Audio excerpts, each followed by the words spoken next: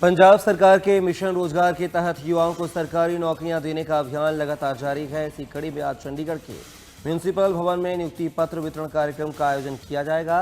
इस कार्यक्रम में मुख्यमंत्री भगवंत सिंह मान विभिन्न सरकारी विभागों में चयनित युवाओं को नियुक्ति पत्र सौंपेंगे। पंजाब सरकार के मुताबिक आम आदमी पार्टी की सरकार बनने के बाद अब तक 65,000 से अधिक युवाओं को विभिन्न सरकारी विभागों में नौकरियां दी जा चुकी हैं।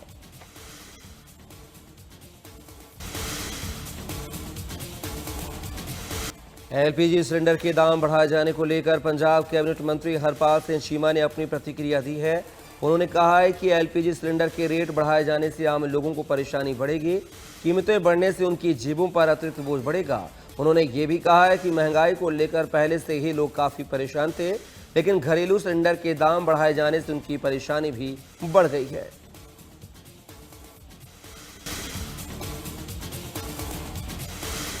अमृतसर के जंडियाला गुरु विधानसभा क्षेत्र में अज्ञात चोरों ने एक घर को निशाना बनाकर लाखों रुपए की चोरी की वारदात को अंजाम दिया। पीड़ित परिवार के अनुसार चोर रात के समय घर में घुसे और कथित रूप से नशीला पदार्थ सुंघाकर परिवार को बेहोश कर दिया। इसके बाद अलमारियां तोड़कर 35 से 40 तोला सोना, करीब 5 लाख रुपए नगद, कीमती घड़ियां और मोबाइल फोन चोरी कर फरार हो गए। सूचना मिलने पर पुलिस मौके पर पहुंची और अज्ञात आरोपियों के खिलाफ मामला दर्ज कर जांच शुरू कर दी है।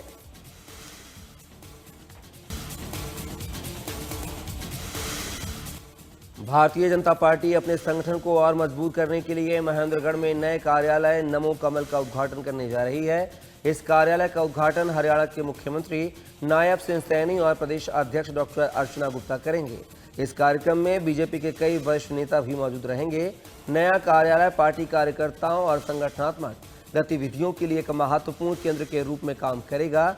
यहां से पार्टी की बैठकों, जनसंपर्क अभियानों और संगठनात्मक कार्यक्रमों का संचालन किया जाएगा।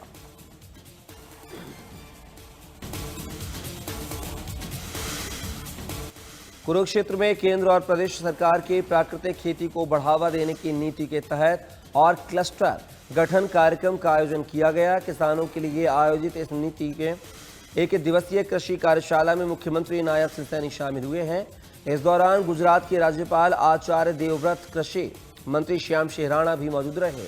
कार्यक्रम में मुख्यमंत्री ने कहा कि प्राकृतिक खेती को बढ़ावा देने के लिए प्रदेश में साल 2022 में प्राकृतिक खेती योजना की शुरुआत की गई।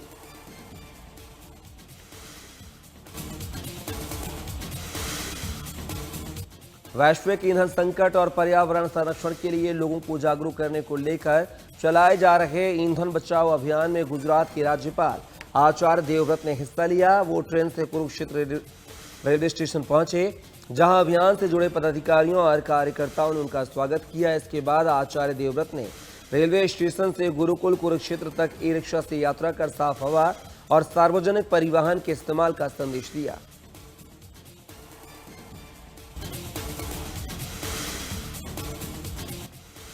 हरियाणा में कानून व्यवस्था को लेकर विधानसभा का विशेष सत्र बुलाने की मांग करने वाले पूर्व सीएम भूपेंद्र सिंह हुड्डा पर कैबिनेट मंत्री अनिल विज ने निशाना साधा है। अनिल विज ने कहा है कि जब विधानसभा के सत्र होते हैं तो कांग्रेस नेता सदन में नहीं आते हैं और जब सरकार जवाब देने लगती है तो वॉकआउट कर जाते हैं।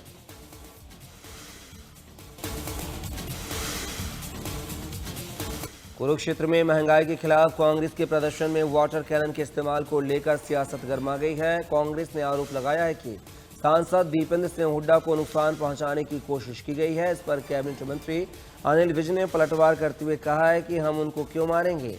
विज ने कांग्रेस पर कटाक्ष करते हुए कहा है कि कांग्रेस नेताओं की इन्हीं हरकतों के चलते हरियाणा की जनता बीजेपी को चुनती है।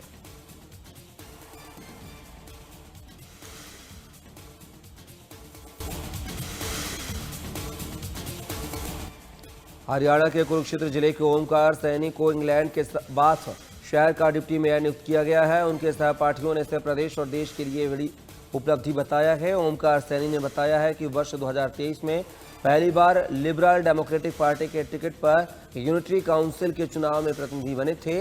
अब उन्होंने शनिवार को ही बाथ शहर में डिप्टी मेयर की जिम्मेदारी संभाली है।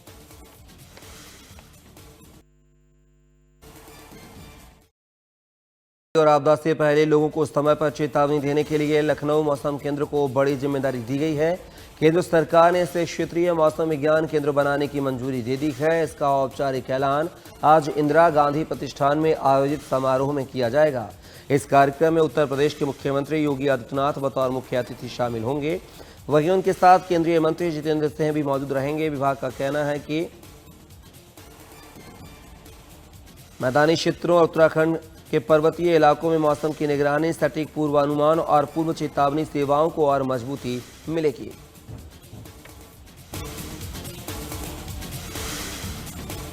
दिल्ली यूनिवर्सिटी की महिला असिस्टेंट प्रोफेसर की हत्या के मामले में पुलिस ने बड़ा खुलासा किया है। पुलिस ने इस सनसनीखेज हत्याकांड में शामिल एक महिला और एक पुरुष आरोपी को पश्चिम बंगाल से गिरफ्तार किया है। पुलिस के मुताबिक हत्या के पीछे प्रॉपर्टी विवाद मुख्य वजह हो सकती है। प्रोफेसर की हत्या के बाद दिल्ली पुलिस ने कई टीमों का गठन किया। सीसीटीवी फुटेज की जांच के दौरान मिले सुरागों के आधार पर पुलिस आरोपियों तक पहुंचने में सफल रही।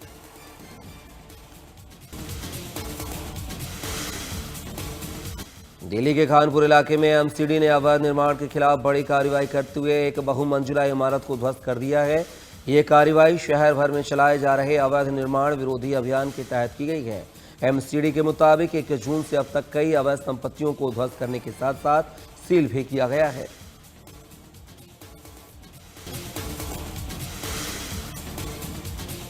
दिल्ली के न्यू फ्रेंड्स कॉलोनी इलाके में एक 3 मंजिला मकान में अचानक भीषण आग लग गई है। आग लगने से इलाके में अफरा तफरी मच गई है। आग की खबर मिलते ही फायर ब्रिगेड की 5 गाड़ियों ने मौके पर पहुंचकर आग पर काबू पाया। अचानक आग लगने के चलते करीब 8 लोग ऊपर ही फंसे हुए थे, जिन्हें दमकल कर्मियों की मदद से सुरक्षित बाहर निकाला गया, जिसमें 4 बच्चे और 4 वयस्क शामिल थे।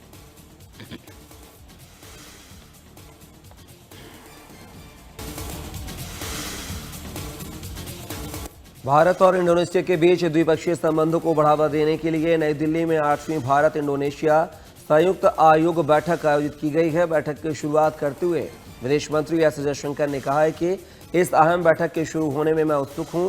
इस बैठक में राजनीति से लेकर रक्षा और समुद्री सुरक्षा समेत कई मुद्दों पर बातचीत हुई है। बैठक के दौरान ही इंडोनेशियाई विदेश मंत्री सुगियोनो ने कहा है कि 2022 के बाद हो रही यह बैठक दोनों देशों के लिए सहयोग की प्रगति की समीक्षा साझा करने का अहम अवसर है।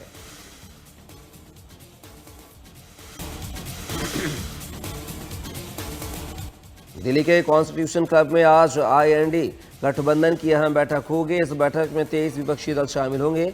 यह बैठक हालिया विधानसभा चुनाव के बाद गठबंधन की पहली बड़ी बैठक मानी जा रही है। बैठक में महंगाई, बेरोजगारी, संविधान और केंद्र सरकार की नीतियों को लेकर साझा रणनीति पर चर्चा की जाएगी। इसके अलावा बैठक में इंडिया गठबंधन के भीतर मौजूद मतभेदों को दूर करना और आगामी चुनावों के लिए एकजुटता का संदेश देना भी शामिल है। तृणमूल कांग्रेस ने बैठक को लेकर मजबूत समर्थन जताया है। बैठक में ममता बनर्जी, अभिषेक बनर्जी, उद्धव ठाकरे, अखिलेश यादव, राहुल गांधी और कांग्रेस अध्यक्ष मल्लिकार्जुन खड़गे समेत कई बड़े नेता शामिल हो सकते हैं।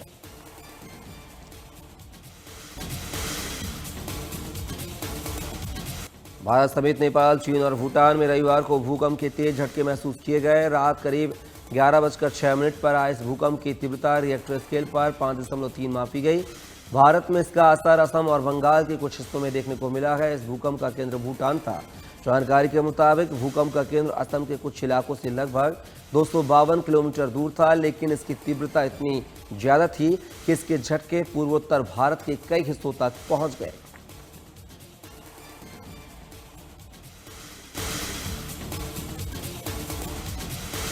मिडिल ईस्ट तनाव के बीच रविवार देर रात इजरायल पर 2 तरफ से एक साथ हमला हो गया है। जहां ईरान ने इजरायल की तरफ मिसाइलें दागी हैं, तो वहीं लेबनान की तरफ से हिजबुल्लाह ने भी मिसाइल और ड्रोन से हमला किया है। इसके बाद इजरायल का डिफेंस सिस्टम एक्टिव हो गया। ईरान ने इजरायल पर ये हमले लेबनान की वजह से किए हैं। ईरान चाहता है कि इजरायल लेबनान पर सैन्य एक्शन बंद कर दे, लेकिन इजरायल वहां हिजबुल्लाह समेत दूसरे ठिकानों पर लगातार हमले कर रहा है। ताज़ा हमले लेबनान की राजधानी बैरूत में किए गए थे। इस बीच ईरान के विदेश मंत्री सैयद अब्बास अरागची ने ईरान और लेबनान के झंडों को एक साथ तस्वीर पोस्ट की है।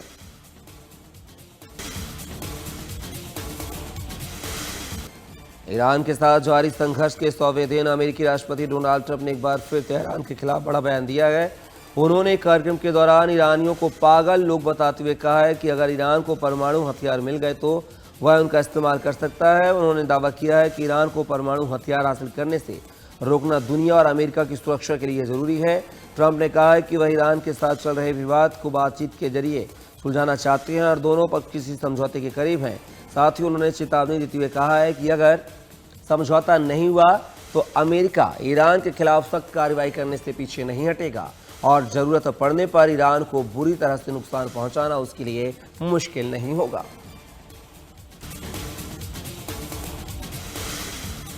इजरायल में एक बार हिंसा की घटना सामने आई है। एक पेट्रोल स्टेशन पर हुए फायरिंग और अटैक में एक इजरायली नागरिक की मौत हो गई है, जबकि 4 अन्य लोग घायल हो गए हैं। मेडिकल अधिकारियों के मुताबिक घायलों में एक व्यक्ति की हालत गंभीर बनी हुई है। घटना के बाद इलाके में सुरक्षा व्यवस्था कड़ी कर दी गई है। पुलिस का कहना है कि हमले में शामिल एक हथियारबंद संदिग्ध को बेअसर कर दिया गया है, जबकि एक अन्य हमलावरों की तलाश जारी है। सुरक्षा एजेंसियां पूरे मामले की जांच कर रही हैं और इलाके में सर्च ऑपरेशन चलाया जा रहा है।